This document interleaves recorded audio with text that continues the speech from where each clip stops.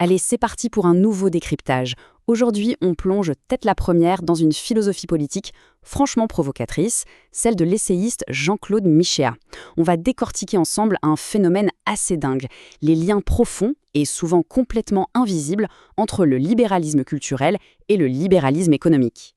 Et pour ouvrir le bal, on commence avec cette affirmation qui claque, qui commence par Kouchner, finit toujours par Macron. C'est en fait le gros paradoxe soulevé par Michéa. L'idée, c'est de comprendre comment la gauche moderne, qui à la base se posait comme farouchement anticapitaliste, a fini par adopter la logique pure et dure du libre marché. C'est quand même un sacré retournement de situation, non? Alors tout ça est développé dans cet essai, Le loup dans la bergerie. L'image est super parlante. Et attention, ce qu'il faut vraiment garder en tête ici, c'est que l'auteur ne choisit pas son camp. Il tape avec la même précision sur le libéralisme culturel, qu'on associe souvent à la gauche, et sur le libéralisme économique, qui est plutôt le cheval de bataille de la droite. L'objectif, c'est vraiment de rester objectif et d'examiner ses arguments à la loupe. Au programme de notre exploration aujourd'hui, d'abord, le fameux paradoxe de la gauche. Ensuite, un petit saut dans le temps avec la naissance du libéralisme, suivi du lien entre le droit et le marché. On passera ensuite à l'atomisation de la société pour finir sur la redécouverte de la vie commune. Première étape, donc, le paradoxe de la gauche, ou comment embrasser le marché. En fait, la chronologie de ce basculement est super intéressante. À la fin des années 70, il y a cette prise de conscience globale des crimes du totalitarisme. Et ça crée une vraie onde de choc chez les intellectuels. Par exemple, dès 1977, un géant comme Michel Foucault lâche carrément que tout ce que la tradition socialiste a produit est, je cite, à condamner. Résultat, on assiste à un retour en force de la gauche vers la théorie classique des droits de l'homme, ce qui, mécaniquement, l'a poussé dans les bras du libéralisme économique. Ce qui nous amène à la deuxième partie, la naissance du libéralisme comme porte de sortie des guerres de religion. Alors, pour vraiment saisir ce qui se joue aujourd'hui, il faut faire un bond en arrière. Au XVIe siècle, l'Europe est littéralement mise à feu et à sang par les guerres de religion. C'est le chaos total, la guerre de tous contre tous. Et c'est précisément pour fuir ce bain de sang que les XVIIe et XVIIIe siècles vont pondre le libéralisme classique, l'idée d'un État purement mécanique et surtout totalement neutre. Fast forward dans les années 70 et on retrouve notre gauche moderne qui s'approprie ces mêmes fondations. Le mot-clé dans tout ça, c'est la fameuse neutralité axiologique. Face aux tueries religieuses, la solution magique, c'était de créer un État qui gère l'intendance, la paperasse, mais qui refuse catégoriquement de dire ce qui est bien ou mal. En gros, un État qui abandonne l'idée de faire le bonheur de ses citoyens à leur place. Sauf que pour justifier ce modèle neutre, il a fallu revoir de fond en comble notre définition de la nature humaine. Exit l'idée d'Aristote du fameux animal politique, naturellement fait pour vivre en groupe. À la place, l'époque moderne nous sort une vision beaucoup plus sombre, popularisée par Hobbes. L'homme devient un loup pour l'homme, un être fondamentalement indépendant, guidé avant tout par son propre ego et son intérêt privé. Troisième concept clé de notre analyse, le droit et le marché, les deux moteurs jumeaux de cette fameuse neutralité.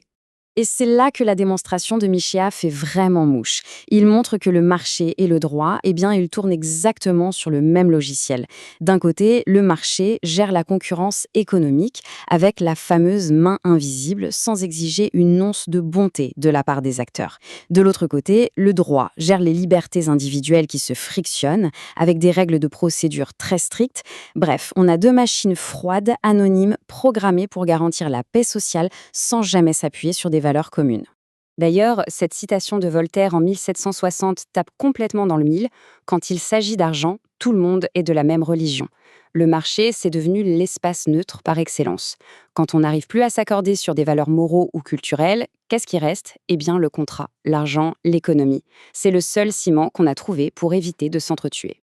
On arrive donc logiquement à la quatrième étape, l'atomisation de la société, ou le fameux effet domino. Voyons un peu comment ces dominos tombent, l'un après l'autre. 1. On étend les droits individuels à l'infini, sous prétexte que chacun fait ce qu'il veut tant qu'il ne gêne pas le voisin.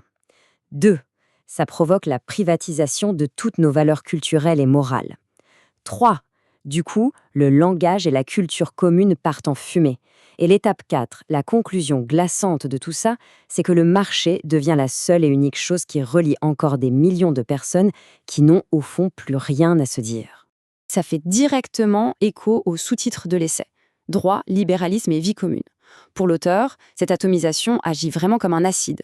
Ça dissout petit à petit la vie commune, c'est-à-dire l'entraide, la convivialité, ces échanges gratuits qui ne rentrent pas du tout dans les cases d'un simple contrat juridique. Pour bien comprendre, prenons un exemple très concret abordé dans le texte, le travail le dimanche. Sur le papier, dans une vision purement libérale, c'est juste un contrat privé entre deux personnes. Mais si on regarde ça sous l'angle de la vie commune, faire du dimanche un jour ouvré comme un autre, ça casse les rythmes collectifs. Ça complique la vie de famille, le tissu associatif, les moments partagés. Bref, une décision soi-disant individuelle finit par ranger l'autonomie de toute la communauté. Ça montre bien comment l'économie finit par dicter nos modes de vie les plus intimes. Alors, face à ce diagnostic un peu rude d'une société en miettes, une grosse question se pose. Comment on sort de ce cercle infernal ? Eh bien, c'est le moment de regarder l'alternative que nous propose l'auteur. 5e et dernière partie, la redécouverte de la vie commune, la véritable alternative sociale. Tout se joue sur deux visions complètement opposées de la liberté. D'un côté, on a la liberté libérale, qu'on appelle négative, celle qui dit que notre liberté s'arrête là où commence celle des autres. En gros, c'est chacun dans sa bulle. Et de l'autre côté, on a la liberté d'inspiration socialiste, qu'on appelle positive, portée par des penseurs comme Proudhon. Et là, c'est un changement de paradigme total. La liberté des autres n'est plus une barrière, c'est un tremplin. C'est l'idée qu'on est d'autant plus libre que les autres le sont aussi, grâce à la solidarité. Mais voilà, pour que cette fameuse liberté positive tienne la route, elle a besoin d'un socle super solide. Et ce socle, c'est ce qu'on appelle la décence commune, ou common decency, un concept brillant emprunté à George Orwell. L'idée, c'est de reconnaître qu'on partage des valeurs morales de base et le sentiment viscéral d'appartenir au même monde. Et ça, les systèmes froids et axiologiquement neutres refusent totalement de le voir. Du coup, ils sont incapables de faire la différence entre une liberté qui renforce nos liens et une liberté qui nous isole. Et ça résonne parfaitement avec ce constat terrible du penseur Michel Clouscar. Il prédisait qu'on finirait par créer une société où tout est permis, mais où rien n'est possible. C'est en plein dans le mille de ce que dénonce Michéa. On se retrouve coincé entre, d'un côté, une permissivité culturelle absolue, et de l'autre, la dureté implacable de la guerre économique. Pour clore ce décryptage, voici une réflexion à garder en tête. Au final, est-ce qu'on est en train de bâtir une société d'individus véritablement libres et autonomes ? Ou est-ce qu'on se transforme juste en une multitude d'électrons libres, atomisés, avec le marché comme seul et unique trait d'union ? C'est une question capitale et la réponse définira l'avenir même de notre liberté. Un grand merci d'avoir suivi cette exploration et à très vite pour un prochain décryptage.